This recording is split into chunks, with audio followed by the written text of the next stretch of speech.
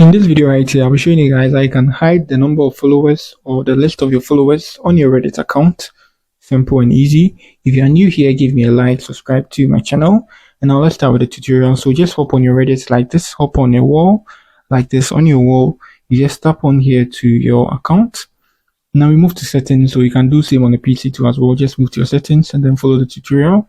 So good. So on our settings here, let's tap on this to move to our account. So we tap on that. So we move to our account here. Good. So we scroll. We just need to scroll down here. Scroll. You can see it here. So show your followers count on your account. So turning this off hides the followers count on your profile from all this. So now we just need to turn it off and we are good to go. So when they hop on our profile, they're not going to see the list or the number of people that are following us on Reddit. So now let's turn it off like this. We just toggle it. We are good to go. So that's it. On now you can hide the number of followers on your profile on Reddit. Simple and easy. If you want people to see to just turn it on. That's it. So give me a like, subscribe to my channel if you like this video, and that's it for the video. Peace.